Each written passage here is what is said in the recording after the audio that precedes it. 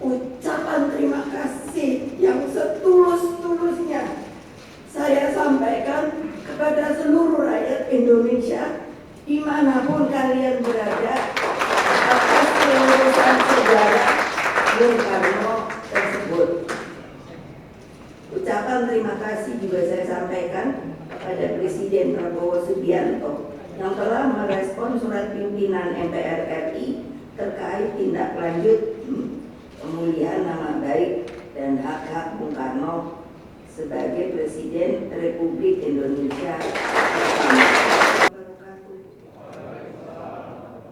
Salam kasih sejahtera untuk kita semua. Shalom, Om Swastiastu, Namo Buddhaya, salam kedamaian rahayu. Marilah kita lebih dahulu bersama-sama memekikan salam nasional dan perjuangan kita. Salam Pancasila. Salam Pancasila. Merdeka! Merdeka! Merdeka! Alhamdulillah, saudara-saudara, seluruh rakyat Indonesia yang saya cintai dan banggakan dimanapun kalian berada. Seluruh simpatisan, anggota, dan kader partai, khususnya yang berada di akar rumput partai, rekan-rekan pers dan hadirin sekalian. Hari ulang tahun PDI Perjuangan ke-52 ini sungguh istimewa. Mengapa? Sebab setelah berjuang dengan penuh kesabaran revolusioner selama 57 tahun, sejak 1967 sampai tahun 2024, akhirnya atas kehendak Allah Subhanahu wa Ta'ala, sebuah keputusan yang luar biasa telah dikeluarkan melalui surat penegasan pimpinan MPR RI atas tidak berlakunya lagi TAP MPRS nomor 33 tahun 1967 tentang pencabutan kekuasaan negara dari Presiden pertama Bung Karno. Pimpinan MPR RI juga menegaskan bahwa tuduhan Bung Karno pernah berkhianat mendukung pemberontakan G30 SPKI tidak terbukti dan bakal betul-betul karena tidak pernah ada proses hukum apapun yang dilaksanakan untuk membuktikan tuduhan tersebut hingga Bung Karno wafat tanggal 21 Juni 1970. Lama ya. Untung keluarga itu sabar.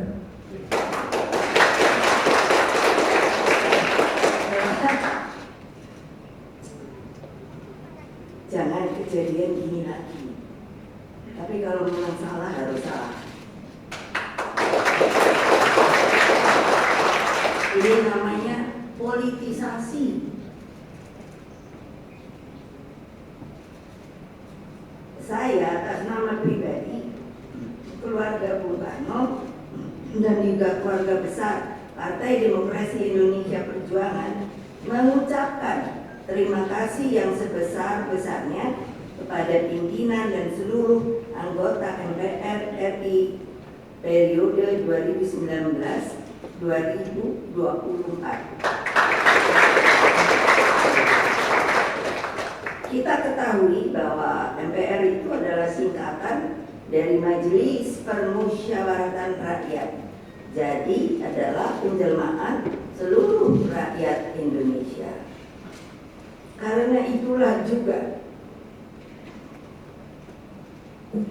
ucapan terima kasih yang setulus-tulusnya saya sampaikan kepada seluruh rakyat Indonesia dimanapun kalian berada atas kelulusan sejarah Bung Karno tersebut.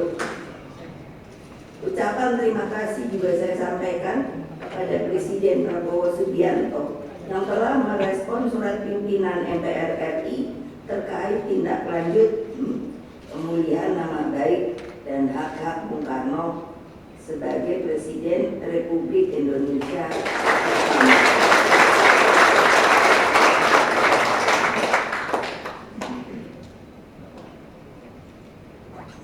Kalau dipikir Bung Karno itu tahan banting ya, iyalah waktu beliau itu kami keluarga itu bingung, saya mesti cerita karena apa? Ketika saya pergi ke Seknek untuk menanyakan bapak saya ini sebetulnya diapakan dong? Beliau presiden tiba-tiba waktu itu ditahan, bukan ditahan, tidak tahu di Istana Bogor. Saya nanya statusnya apa? Tidak ada yang berani jawab. Tidak ada. Jadi kami keluarga pada waktu itu tidak tahu status Bung Karno itu apa. Nah makanya saya bilang jangan orang Indonesia yang berkuasa melakukan hal-hal seperti itu lagi. Nunggunya aja keadilannya lama sekali kan, setengah abad lebih. Nah, kebijakan pimpinan MPR dan Presiden Prabowo tersebut harus menjadi momentum rekonsiliasi nasional. Berkaitan dengan hal tersebut, kami, keluarga besar Bung Karno, melalui pidato kakak saya, Guntur Soekarno Putra, tanggal 9 September 2024 di gedung MPR RI, menegaskan bahwa pihak keluarga Bung Karno telah memaafkan atas segala perlakuan yang pernah dilakukan terhadap diri pribadi Bung Karno pada masa itu. Yang terpenting bagi keluarga dan para kaum patriotik pencinta Bung Karno adalah rehabilitasi nama baik Bung Karno sebagai seorang proklamator bangsa, penggali Pancasila, dan Bapak bangsa Indonesia.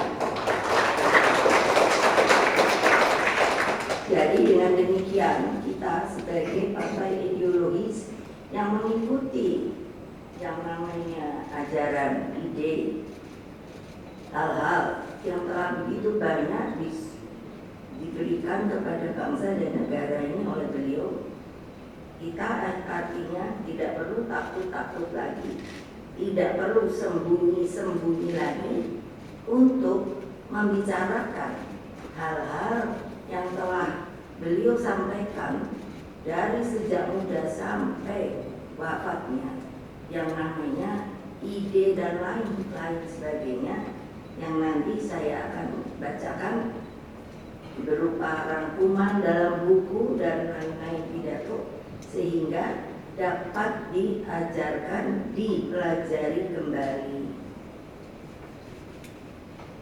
Marilah kita mengambil pelajaran dan memetik hikmah dari peristiwa tersebut, agar semua lembaran kelam sejarah bangsa tidak terulang lagi. Sebetulnya untuk apa toh saya justru membuat pembukaan pidato ini? Kita ini tidak hidup untuk di sini saja sekarang, bukan, tapi jauh for the future our nation. Jadi untuk apa? Demi keselamatan dan masa depan anak-anak dan cucu-cucu kita, cicit-cicit, bocangga, apa-apa segala macam. Karena kalau tidak begitu, siapa yang akan meneruskan? Apakah hanya cari kekuasaan saja? Apakah hanya akan mencari duit saja? Ini sebuah big pertanyaan besar saya.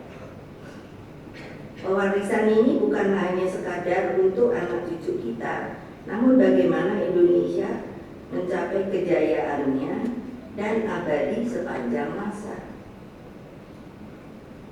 Saya seringkali bukan hanya berpikir, kan kita lihat saya ini orang yang senang lihat segala macam begitu. Terus saya pikirkan, kenapa kok ya banyak sekali tagline seperti sepertinya kok orang lupa ya, kita ini namanya Indonesia Raya. Jadi saya mempertanyakan pada diri saya sendiri, tolong dijawab oleh kalian. Lah kok banyak sekali tagline seperti Indonesia Kerja, Indonesia Emas, dan lain-lain dan lain-lain. Lah itu kan nggak jelas menurut saya loh, dan saya dapat pertanggungjawabkan. Lah maunya saya Indonesia Raya. Itu ambil tujuannya aja namanya sampai ke sini. Kan dengan itu ada yang masih pesimis. Apa bisa toko? Lo kok nggak bisa? Belum apa-apa. Indonesia ini kaya raya. Tolong tadi nyanyikan yang Indonesia Raya 3 stanza. Mengapa PDI Perjuangan saya minta kalau tidak naikkan bendera maka harus 3 stanza. Karena apa? Itu luar biasa menurut saya. Satu, Pak Wakil Rudolf Supratman kok berani ya. Waktu itu Magnetmo bikin lagu Indonesia Raya. Lah kalau ditangkap dia terus kok bisa? Itu betul sebuah ekstraksi dari sebuah pemikiran dan sanubari sampai kata-katanya itu lelah. Kalau saya melihat itu terus saya bisa lihat, wah itu bisa lautnya koyo wah ininya gini-gini. Saya nggak tahu kalian yang mungkin saya sebut sudah berada zona nyaman karena potensinya luar biasa. Saya masih diberi tugas untuk menangani yang namanya BRIN, Badan Research Inovasi Nasional. Ini mau masuk tahun keempat. Waktu menuju tahun ketiga, saya suruh tim ini ketuanya ada untuk apa? Mau tahu? Ayo, yang orang pinter-pinter, tolong dilihat plasma nutfah itu adalah ya tanaman, ya hewan dan lain semuanya. Ternyata baru menuju 1 tahunan sudah bisa dilihat kita kekayaan tanamannya menuju 3 juta. Betul atau tidak? Dilihat. Jadi bayangkan, nah kalau di sini saya tuh bingung tuh, sampai orang Indonesia bisa kelaparan itu kenapa ya? Padahal sekarang sedang saya pilih mana yang kira-kira bisa jadi makanan, mana yang jadi obat, dan lain sebagainya. Anak-anak Indonesia itu pintar-pintar, cuman apa? Tidak diberi kemerdekaan penuh untuk bisa yang namanya memikirkan dan melakukan hal-hal yang diinginkan, karena kita masih terbelenggu oleh apa? Keinginan berkuasa. Nah itu pikiran saya.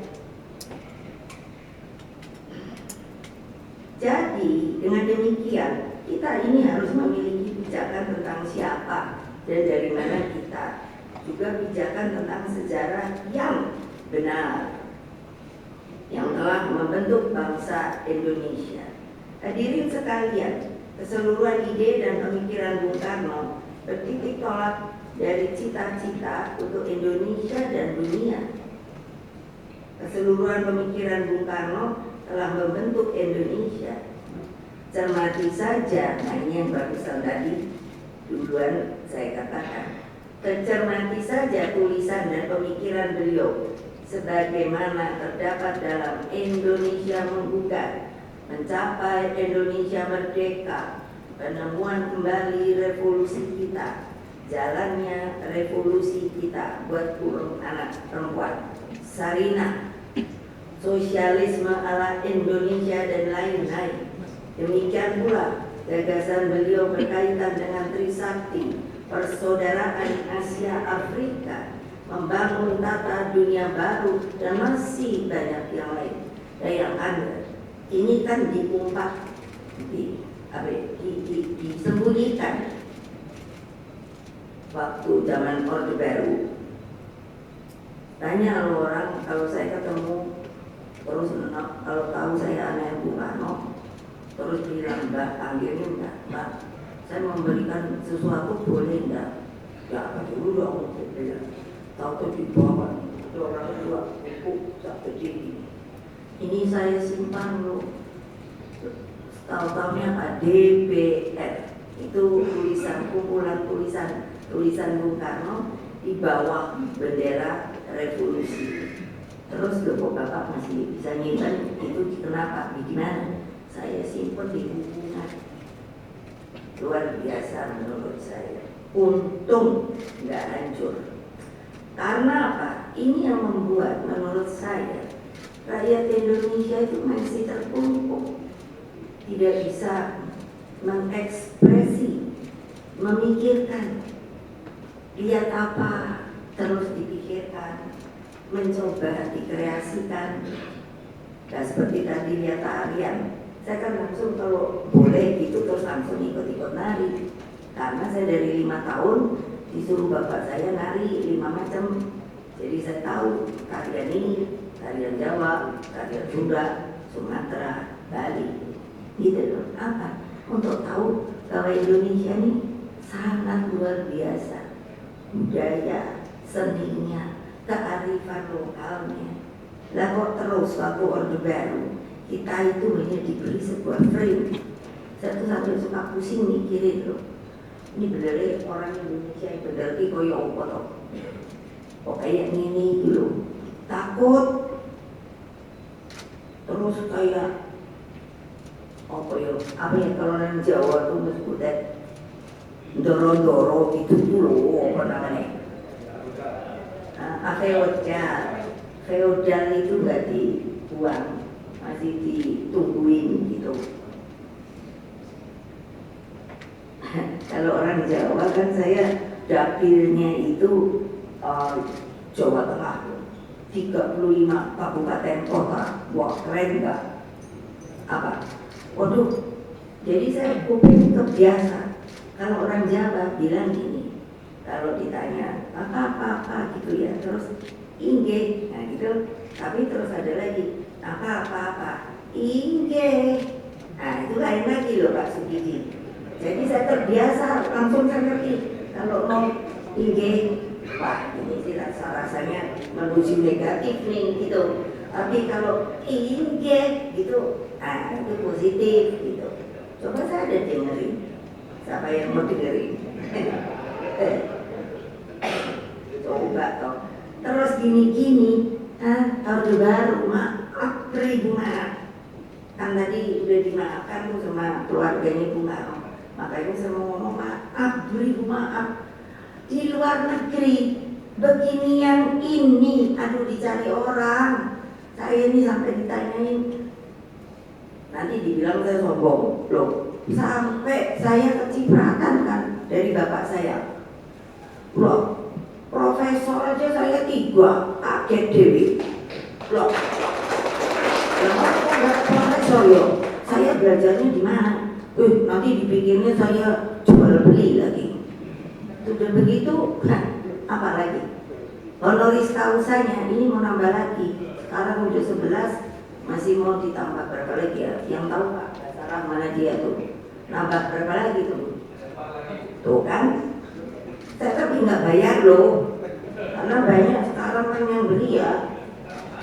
Sorry, itu loh. Kalau mau ketawa ya ketawa aja. Itu kemerdekaan diri.